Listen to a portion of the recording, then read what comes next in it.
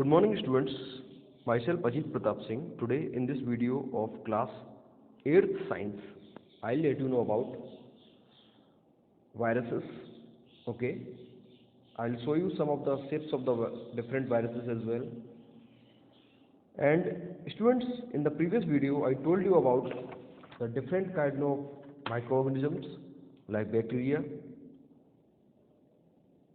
algae, protozoans, fungi and viruses.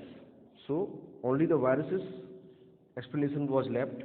So today I'll cover this. Okay, as we all know students that viruses are the smallest microorganisms. Okay, and they are not having a cellular structure like other microorganisms. So we can say viruses are totally different from other microorganisms. Okay, they are also known as the link between living and non-living. This is also a fact about viruses. They are very small, so they cannot be seen with the naked eyes. They can only be seen with the help of electronic microscope. Okay students, or light microscope.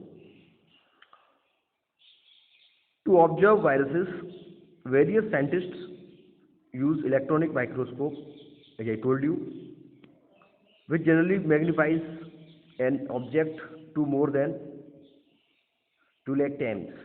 Okay students, viruses cannot reproduce by themselves, that's for sure. They respond to changes or use energy to or grow. So they definitely use the energy of the hosts, then only they grow. And if they are not present in any living being, then they are not active for sure. They seem to indicate that they are living organisms. However, whenever they enter into the living cell, as I told you, of an organism, whenever they enter into the living cell of an organism, say human being, then they start reproducing. Okay, then they reproduce. So as I told you, they are generally non-living, but as soon as they enter into the cells of the organism, say human being, then they reproduce. Okay, and as I told you, they use the energy of the host cell for this purpose. So whenever they enter into the cells of the host, then they use the energy of that host. Okay students, so after the formation of thousands of viruses, so whenever the 1,000 viruses are formed, the host cell generally dies. Okay, and it bursts and the new viruses spread and invade other cells. So this is how the viruses spread, and as soon as the large number of host cells die, the person falls ill. So as soon as the cells begin dying, or when they begin to die, then the person falls ill.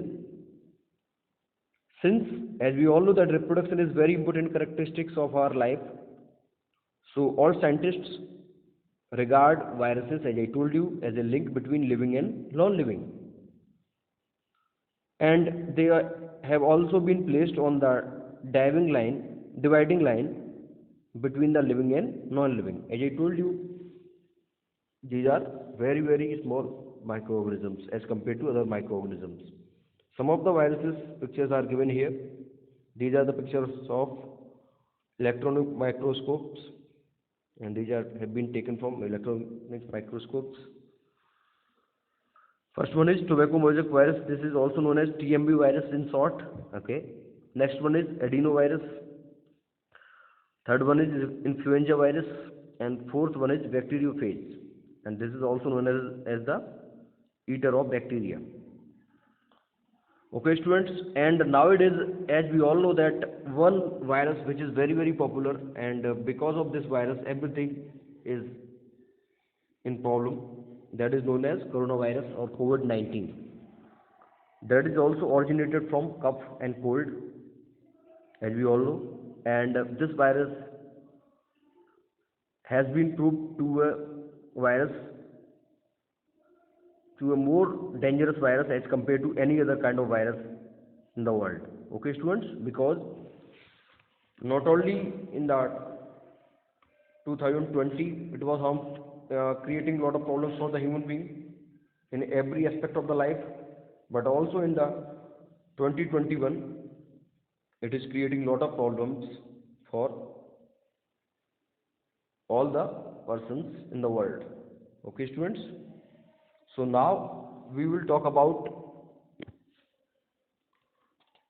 the next slide, that is known as useful microorganisms. Okay, so there are the microorganisms which are useful as well for the human being in various ways.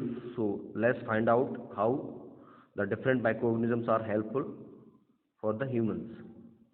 First one is in food and beverage industry. Second one is in making medicines and vaccines, in agriculture, or in cleaning the environment as well. So these are the four uses of microorganisms. So first of all, we'll talk about food and beverage industry. Okay, as we all know, students, that bacteria also help us in making different kind of foods or certain foods. Lactobacillus is a kind of bacteria that sours milk and is used to make curd from milk. So we can say the lactobacillus is a bacteria which helps to convert milk into curd. Okay, cheese is also made by the action of bacteria on milk. So this cheese is also prepared from the action of bacteria on the milk. Vinegar also is produced by the action of bacteria. Bacteria are also found, or they are also used in the production of tea, coffee and cocoa. Next one is making curd and cheese. How we can make curd and cheese from bacteria? Let's see it. Bacteria is used to prepare of some of the most common foods, as we see in the activity 2. Let's see what happens. Making curd. How we can make the curd? Heat some milk in a pan until it is lukewarm, that is 40 to 45 degrees Celsius. Add a teaspoon of curd to it and stir. Cover and leave it for 6 to 8 hours. Then the milk in the pan will get converted to curd. If you live in a cold place, then preheat an oven to about 80 degrees Celsius. Switch it off and keep the milk curd mixture in it for 6 to 8 hours. The curd contains a bacterium called lactobacillus, as I told you. When a little curd called the starter is added to milk, it multiplies and converts the milk into curd. So, for converting the whole milk into the curd, we have to add little curd as well in the milk. Then the lactobacillus changes milk into curd. Okay, curd or dahi is also known as plain yogurt. In many countries, it is also available in many flavors such as fruit and chocolate. Okay, industrially also, yogurt is prepared by adding lactobacillus bacteria to milk. The production of cheese also starts by curdling of milk using lactobacillus bacteria. Different bacteria are then added depending on the type of cheese being made. Next, making bread. Yeast plays an important role in preparation of food as well. You may be familiar with activity 3. Let's see it. That is activity 3, that is effect of yeast on dough.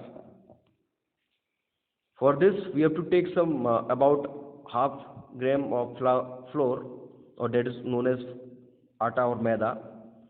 Put warm water in a cup so that the cup is 1 upon 3 full.